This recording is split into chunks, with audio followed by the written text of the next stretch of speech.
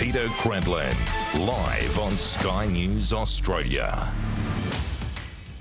Good evening, welcome to the show. Here's what's coming up tonight on Credlin. Under pressure over WA's share of the GST, the Prime Minister tries on a stunt as he signs a pledge on the arm of a journalist, only for the media to later reveal that journalist in question is a long-time former Labor staffer.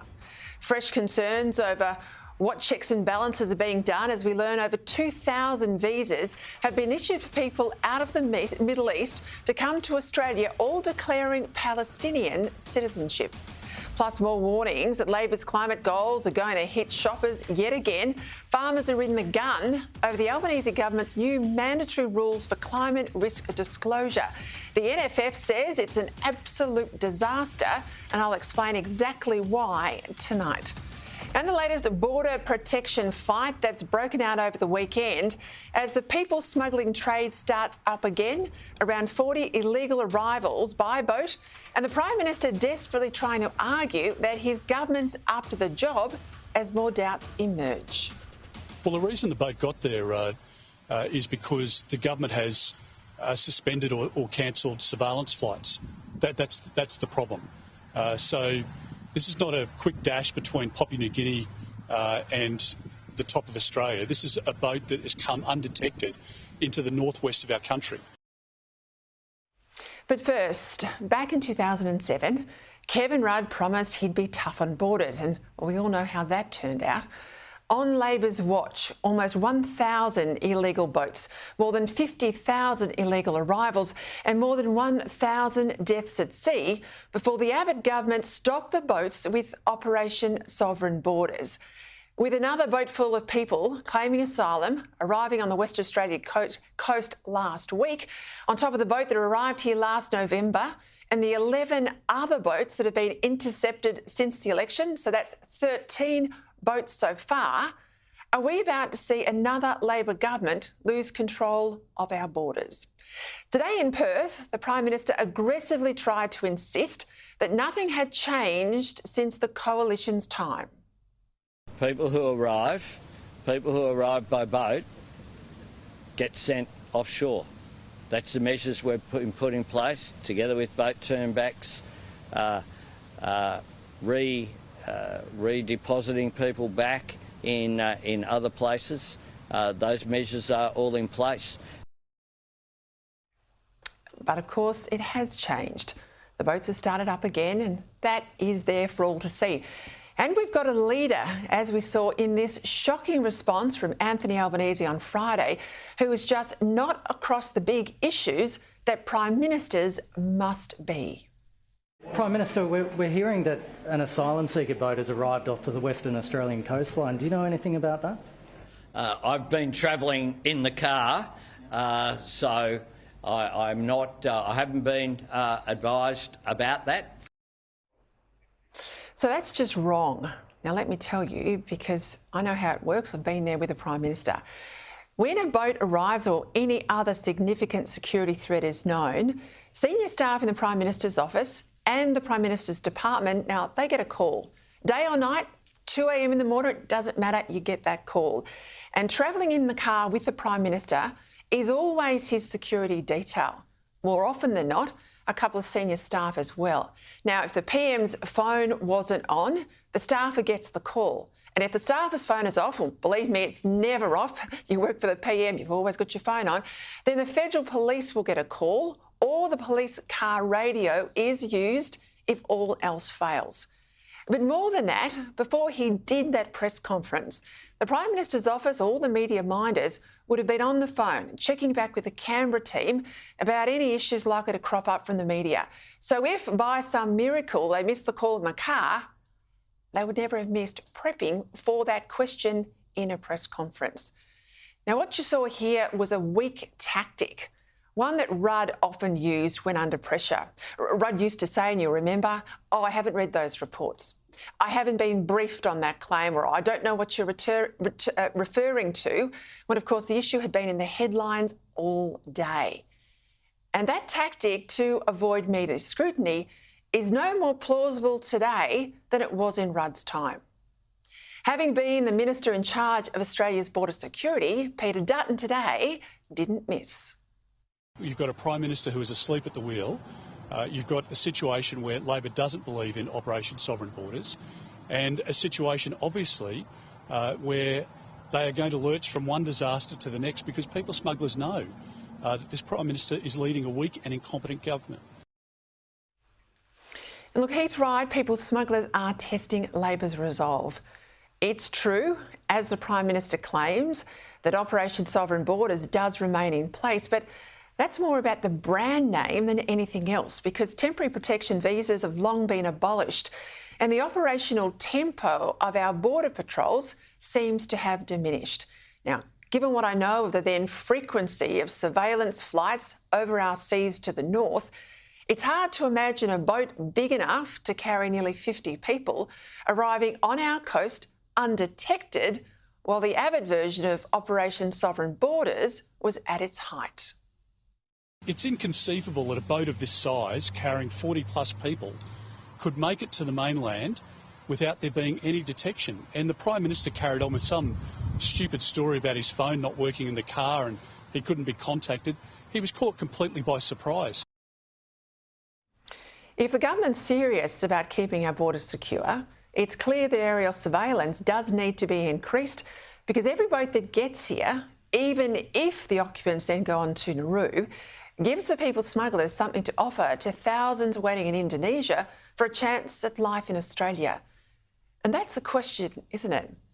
I mean, is the government serious about keeping our borders secure? We know that Anthony Albanese, when he was an opposition frontbencher, opposed boat turnbacks. And when we talk about boats, of course, we're talking about people on boats. I'm of the view that I would just find it, I couldn't ask someone else to do something that I couldn't see myself doing. And if people were in a boat, including families and children, I myself couldn't turn that around. We also know that Immigration Minister Andrew Giles, when he was a lawyer before Parliament, acted for the Tampa boat people. And as an MP, Giles said that immigration detention for those here illegally should only ever be a last resort. Labor government will reverse the coalition's attempts to undermine international law, will double Australia's annual humanitarian intake. Labor will get children out of detention, will abolish temporary protection visas, which have been proven to cause mental harm. And as we now push the Turnbull government to ensure that people who've sought asylum in Australia are afforded the benefit of the international human rights obligations we've committed to, and that this is subject to proper independent oversight, we will ensure, when we are in government, that these standards are met. I was in the room when the Abbott government took office and had to deal with a Labor-created crisis on our borders. The only one of the dozen or so senior border protection officials who really thought the boats could be stopped and who really wanted to do it, well, that was Mike Pazzulu, a former Labor staffer, and the Labor government under Albanese sacked him last year. Now, I hope my hunch is wrong and that the PM and his minister have had a real change of heart since those days I've just played you, and that they're now seriously converted to the necessity of never again giving people smugglers a product to sell. But how many middle-aged leopards do you know that change their spots? Now, deep down, I suspect Labor do not believe in secure borders. Deep down, especially those in the left faction, like the Prime Minister, like Giles, the Migration Minister, they think anyone who can get to Australia should be able to stay. Now, if we want the boats to stop and to stay stopped, good policy and effective practice has got to be in the hands of people who believe in it. And right now, I fear that weakness might be opening the floodgates yet again.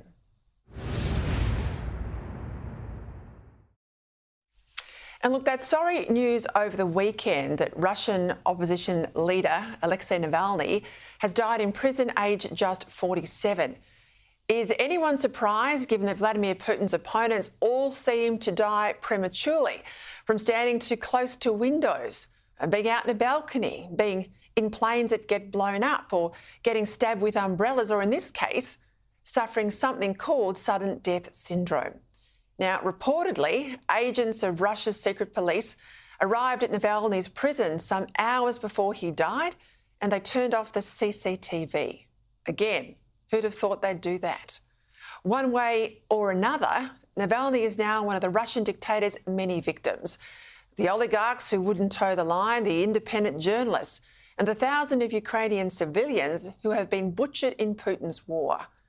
Let's hope Putin's apologists in the West finally get the message. This guy's just evil and he must be stopped. With a tyrant, as military man Andrew Hastie reminded us over the weekend, weakness is provocative.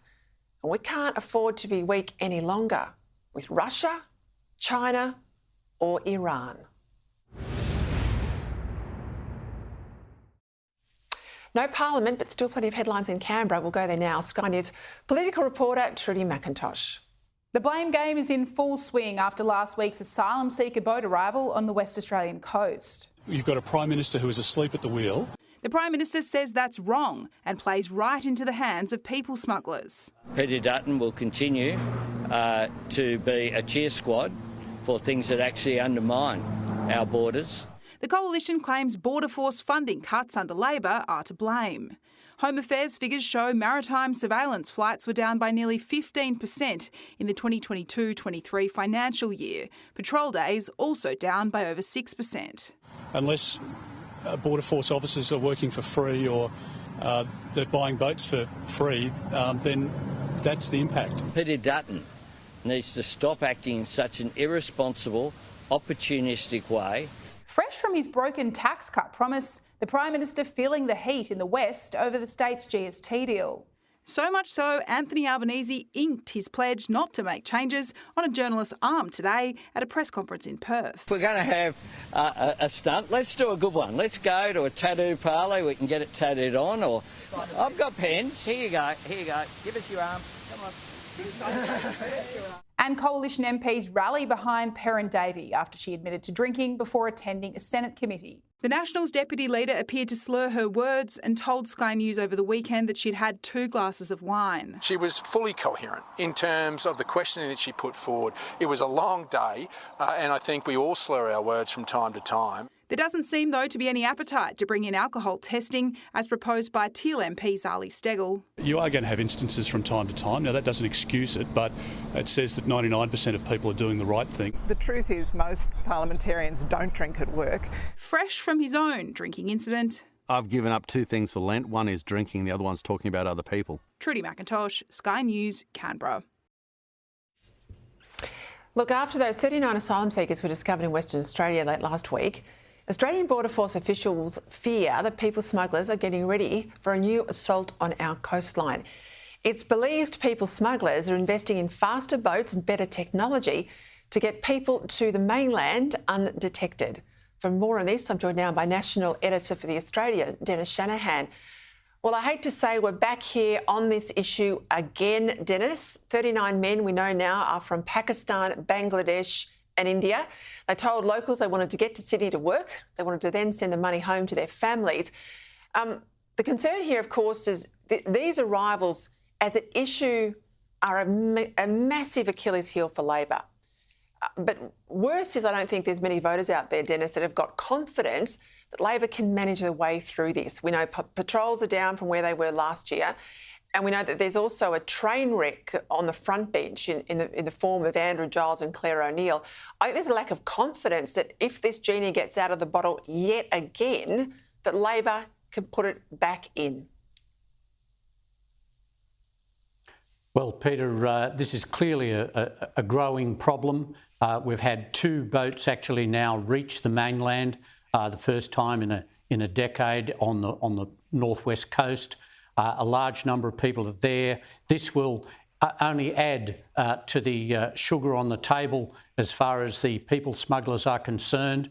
There is also a clear line that they are changing their tactics.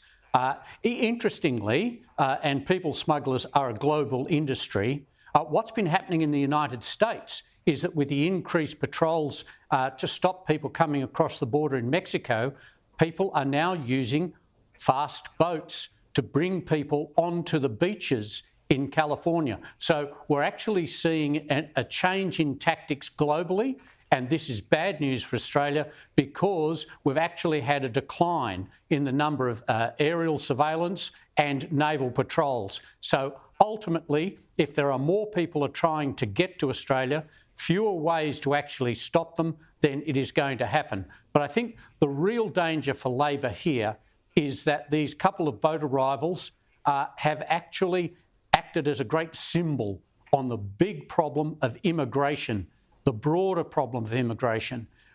We've seen for the first time 1 million people come to Australia in a single year.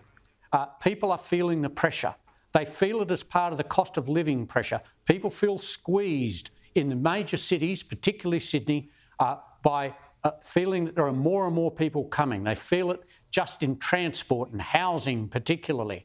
And so when they see people arriving and saying, we just came here to come to Sydney and get a job, they feel that pressure and it becomes a wider problem, particularly with the release of the detainees. Now, what we've seen is that the detainees, yes, the High Court ordered them to be released. The government has handled the procedure appallingly. And so what we're seeing is a building of the attraction to Australia where people smugglers, who surprisingly actually lie to the people they're taking money from and whose lives they're endangering, to actually get people to come. They've changed their tactics. This is going to be bad for the country and bad for the Labor government.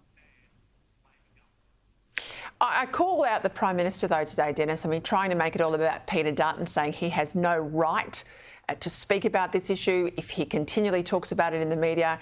The line from the PM is he's not being bipartisan on boats. He's making it worse. He's giving the people smugglers something to sell. I mean, I think that's outrageous. We need to know about these failures. This is exactly what Rudd and Gillard both tried to do, to shut down Tony Abbott at the time he was opposition leader.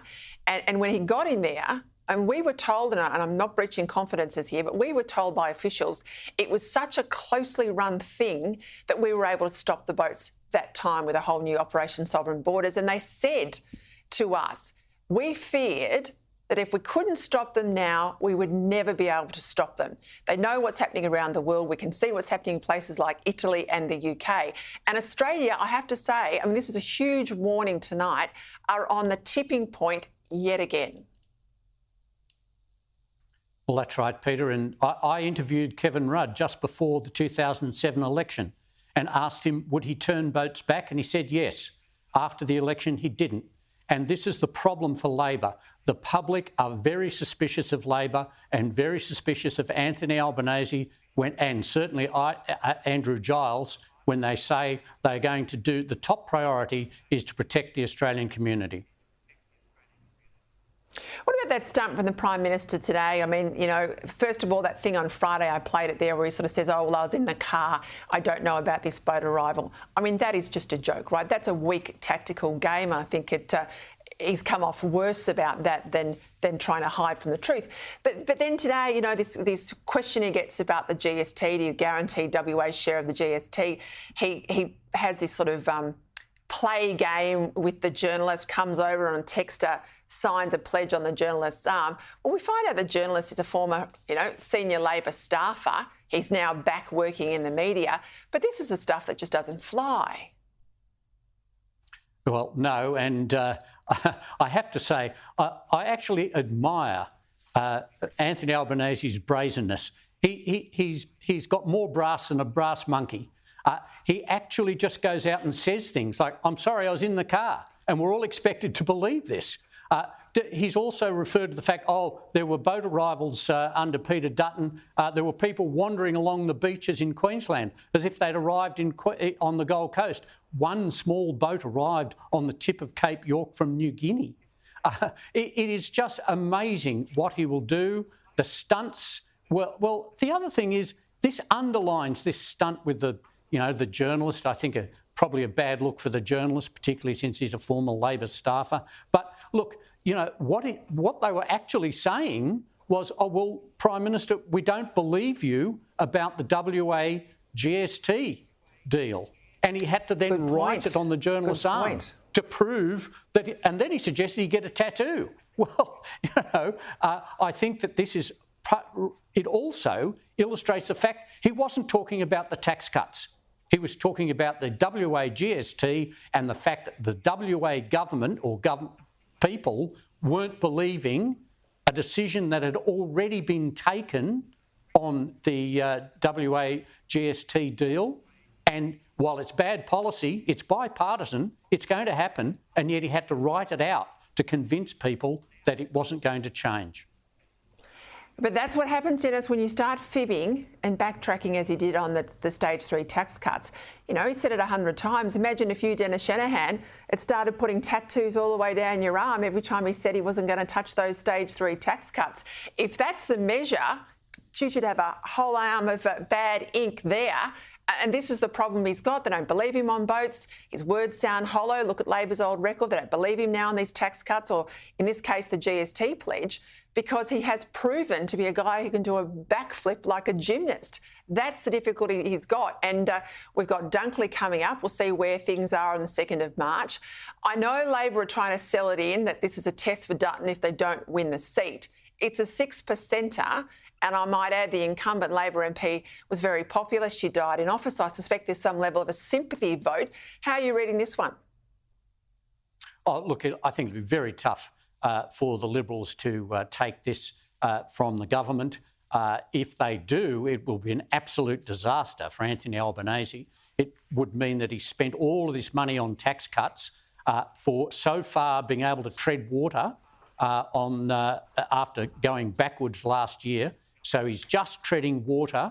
If he can't hold Dunkley, it will be a disaster for him. But I think the real measure is going to be the extent of the swing against the government. I really think it's highly unlikely the Liberals will win, but I think we need to measure it against the swing. And yes, there was a very popular member who died, and this doesn't have the normal anger towards the departure of an MP or an unnecessary by-election. I think Labor should hold it, but I think they will suffer a swing.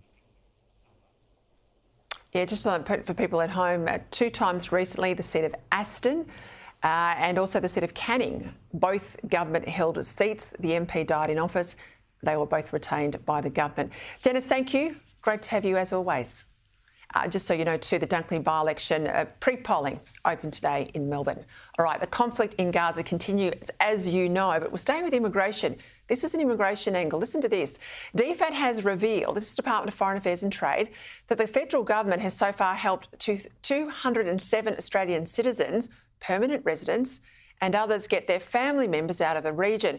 We've also heard the department has granted over 2,000 visitor visas and 148 migration and temporary visas to people with a Palestinian citizenship. So far, just over 300 have landed here in Australia. Dr. David Adler is president of the Australian Jewish Association, and he joins me now. David, welcome. Thank you. I guess my concern here, these people are coming out of a conflict zone. Most, we're told, are in the Gaza region or other areas occupied by the Palestinian Authority. 2,000 of them plus. We know we don't have consular officials in Gaza. So how confident can we be that we're doing all the proper security checks on these people before they get a visa? Peter, thank you for looking at this issue. And let me put it in perspective. A little while ago, you were talking about border security and the boats that have arrived. This is the equivalent of over 50 boats. That's the scale of it. It is extraordinary. It actually dwarfs the current boat issue. It is inconceivable that security screening was done adequately. And one of the things we learnt from Senate estimates, and I want to give credit to 2 Liberal senators, James Patterson and Claire Chandler, who in their questioning were able to extract information that was not previously exposed to the public. We learned that many of these visas have been processed in 24 hours, or perhaps even less. Wow. Visitor visas, in inverted commas, and once they get here, potentially have access to publicly funded legal aid, to apply for asylum and other measures. I have no doubt at all that amongst the cohort, and we know from surveys that something like 75% of that particular population have supported the actions of Hamas. Amongst that cohort that we are importing into Australia, there will be Hamas supporters. There are very likely to be Hamas members. There could be Hamas operatives. And for all we know, there may well be people who assisted in an active way the terrorist attack of 7th of October. The first wave of people from Gaza into Israel were the Hamas military, but they were followed very rapidly by citizens who joined in with the looting and other activities. It is inconceivable that we've been able to screen out such people.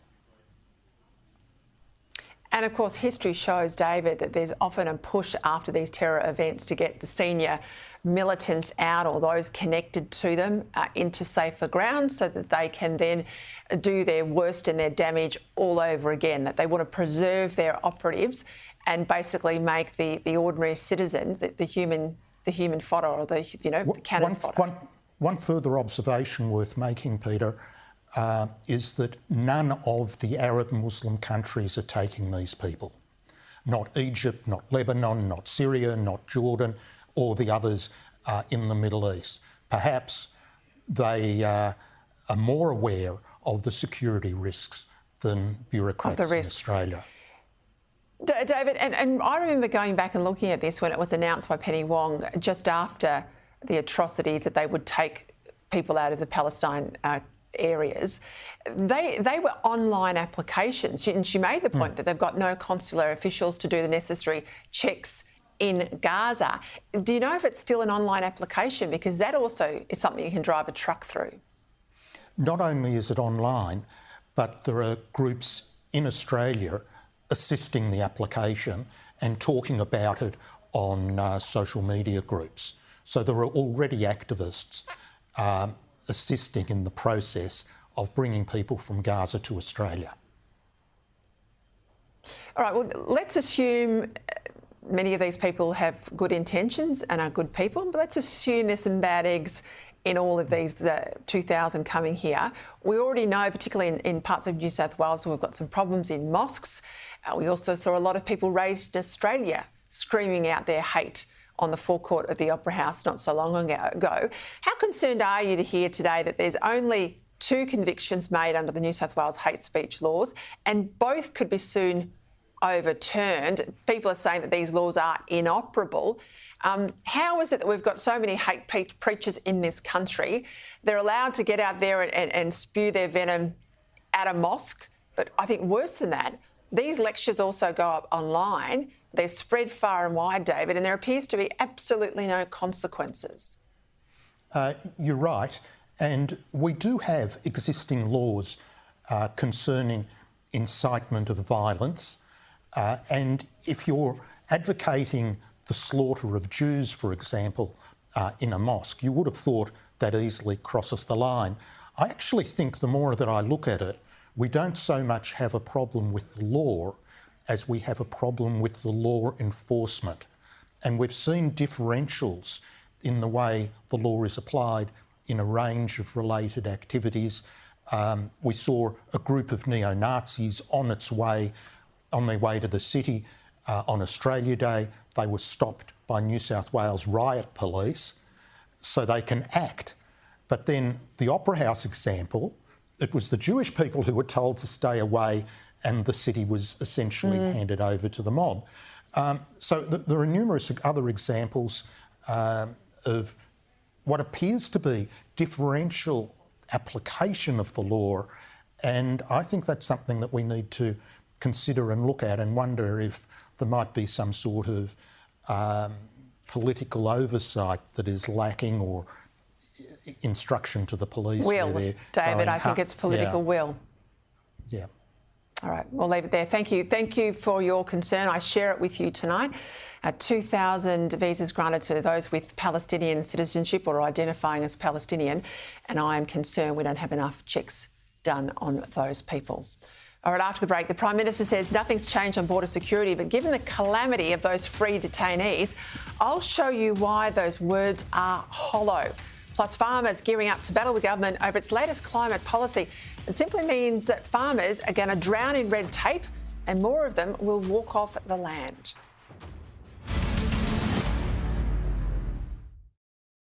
Welcome back. Still to come, farmers yet again warning the Albanese government that their climate change disclosure regime will be an absolute disaster for our agricultural industry.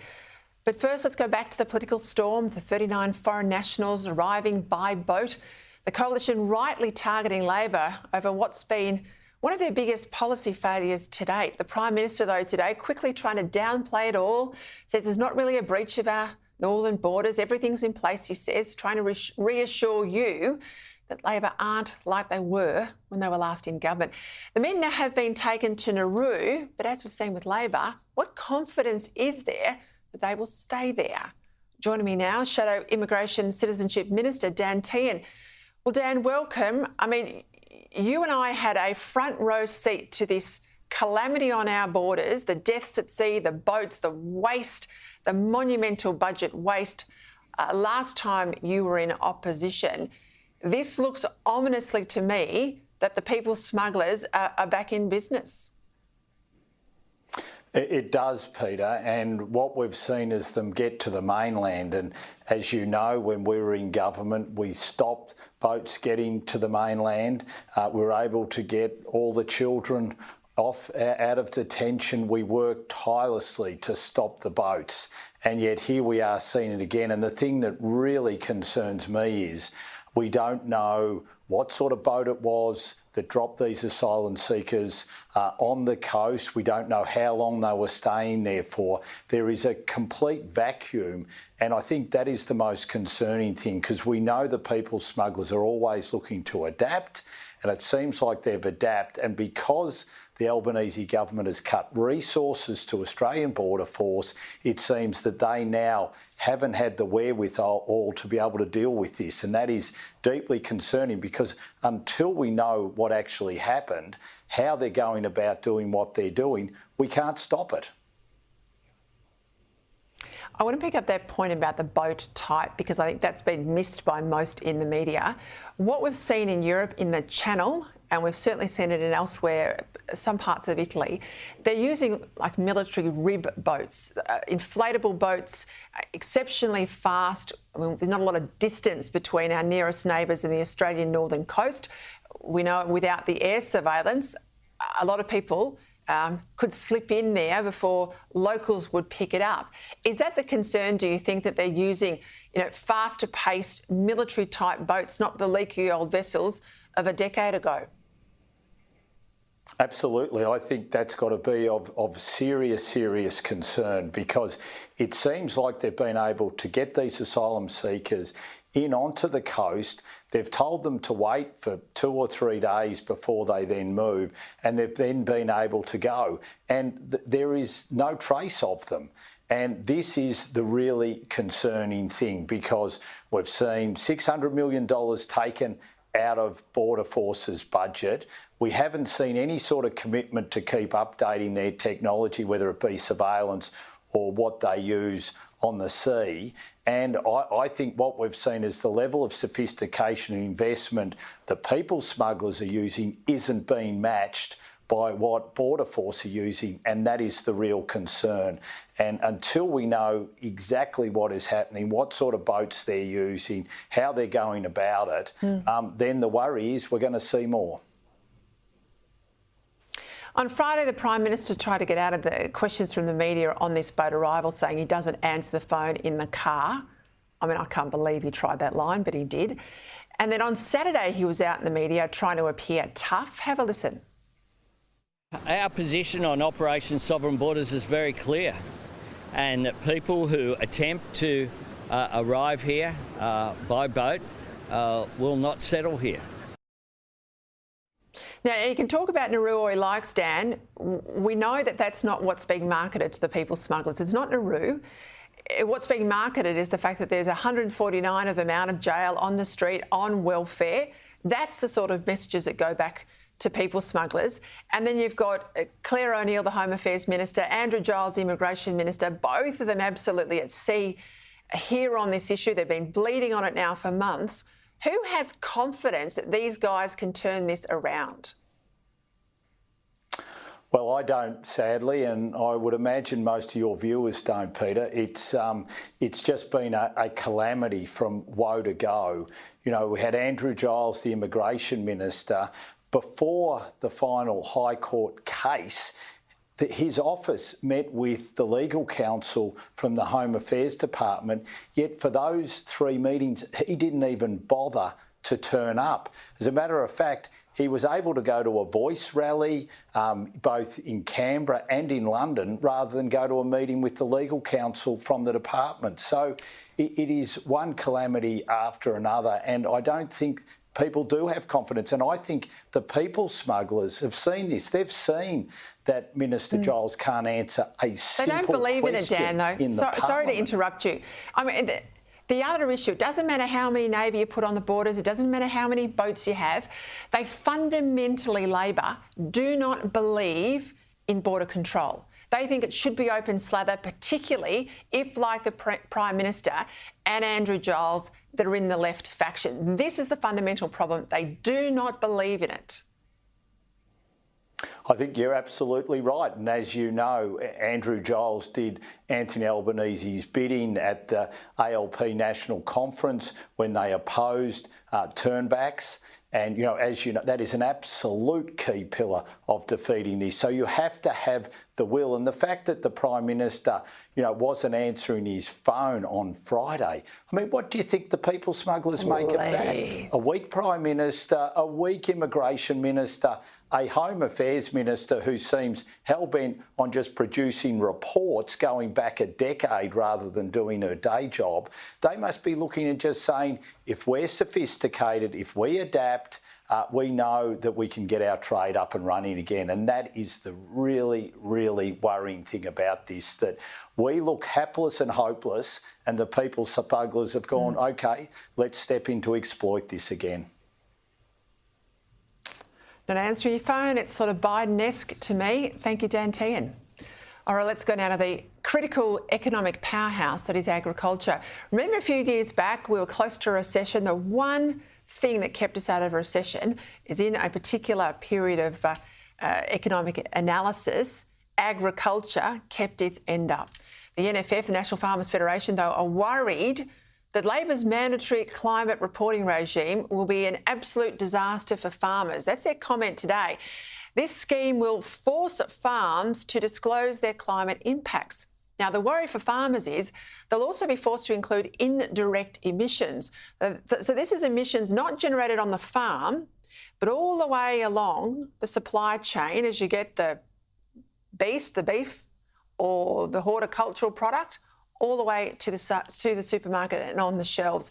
Now, the Coalition is calling for farmers to be given an exemption amid fears this regime could impact their productivity and their survival.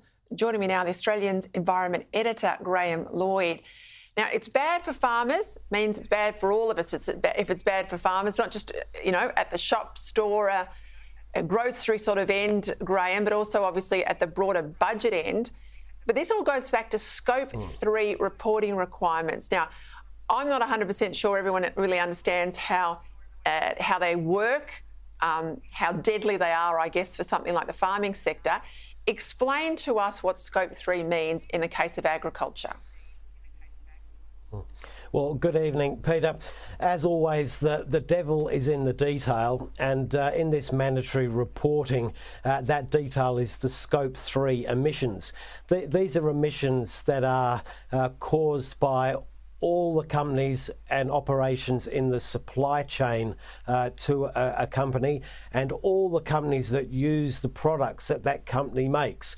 So the practical impact is, while in a headline sense this new regime is being rolled out to cover only the biggest companies in the economy, The practical impact is that those companies will lean on everyone in their supply chain to keep their own accounts and report their emissions. The concern within the agricultural lobby is this is just another welter of green tape, if you like, and a requirement to keep records and submit to the bureaucracy, and they say they're drowning in it.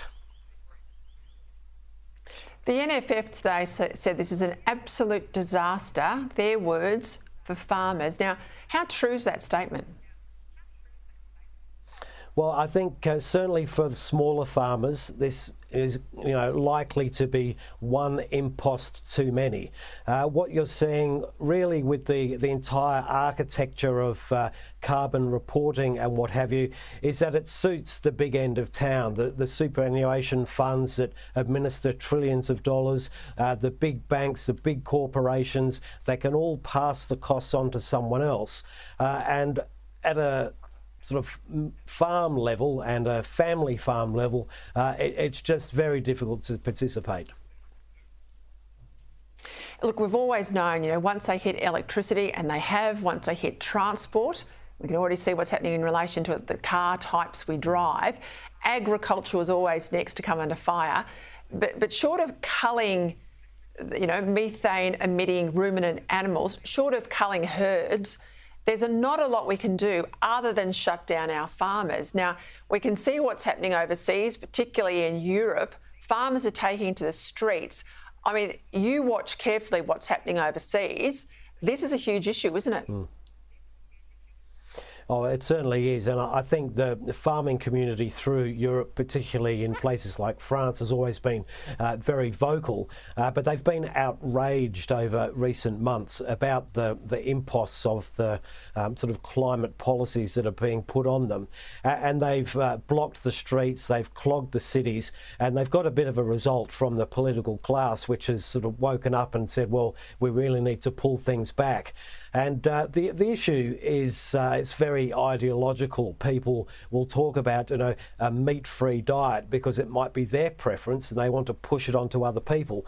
But when it comes to Scope 3 and other things, it's all about the fertilisers. It's all about the inputs that are very, very difficult to mitigate or produce in a carbon-free way. And they're only going to add to the cost of production. And it remains to be seen how those costs can be recovered. Graham Lloyd, thank you as always. Tell you, we're all starting to wake up, aren't we? We're absolutely starting to wake up to this. All right, after the break, bad news for you if you like your petrol or diesel car like me. New figures are going to show us now just how high the prices could go after the break for some of our most favourite models.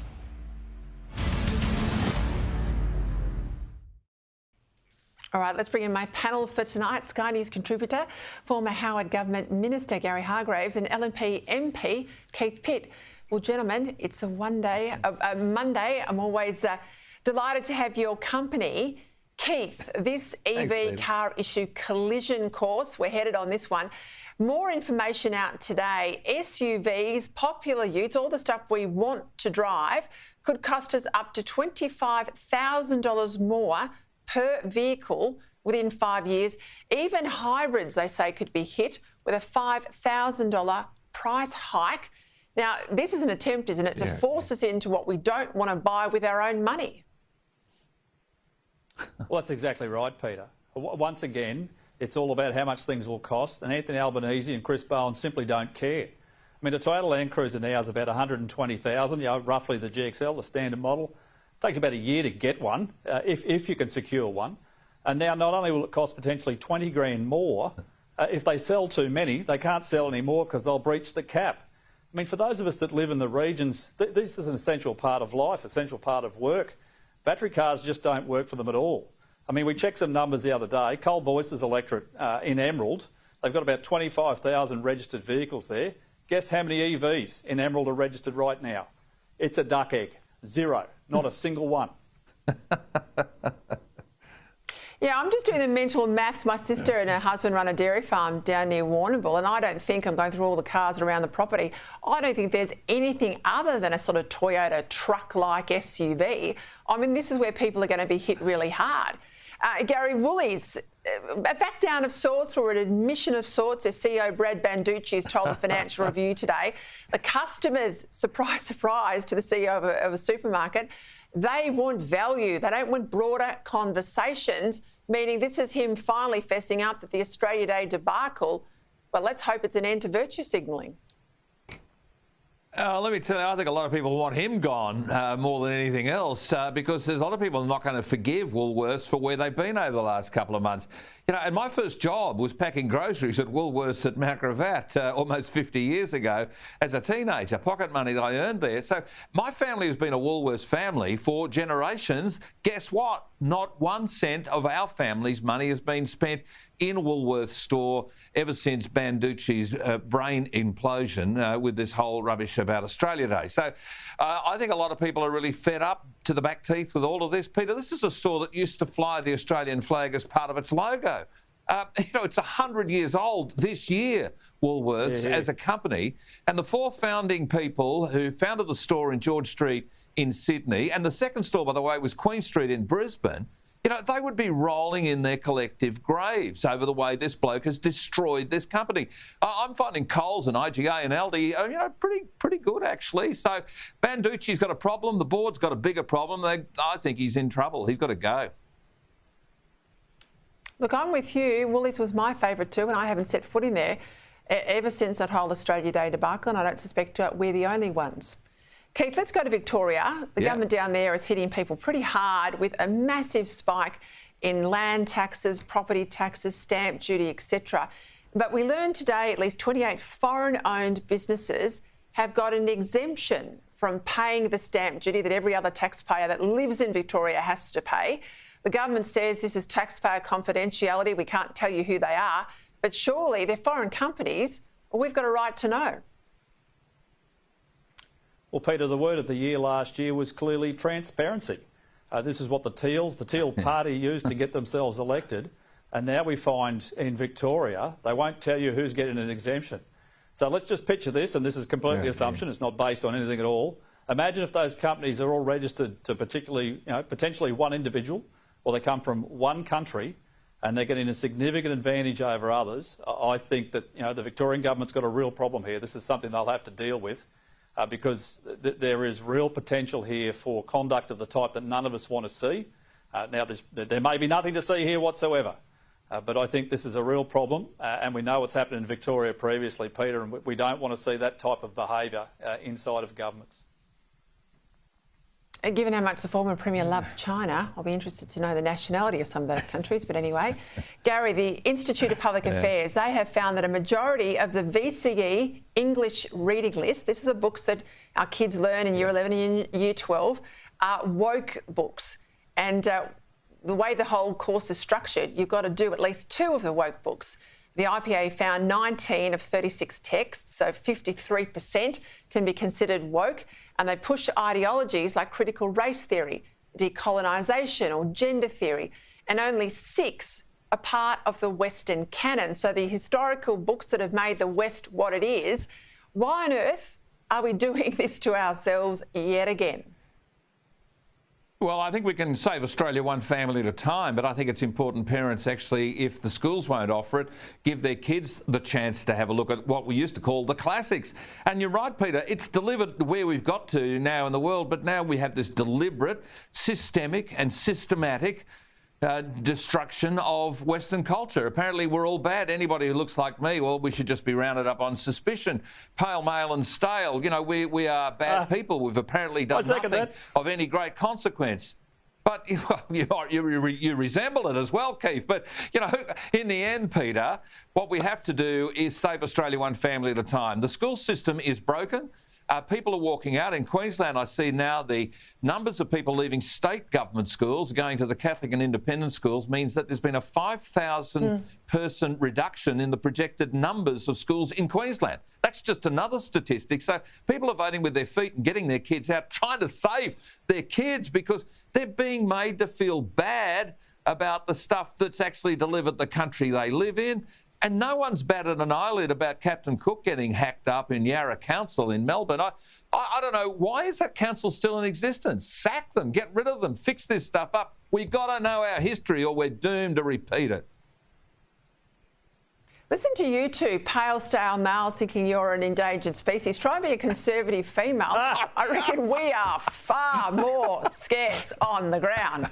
Anyway, hey, I've got to ask you this, Keith, the Prime Minister, this whole right to disconnect, we thought it was only for workers, but clearly the Prime Minister, even when he's supposed to be at work last Friday, couldn't answer the mobile phone to find out a boat up the north is there. Peter, it's just ridiculous. The Labor government is now regulating every phone call between an employer and an employee.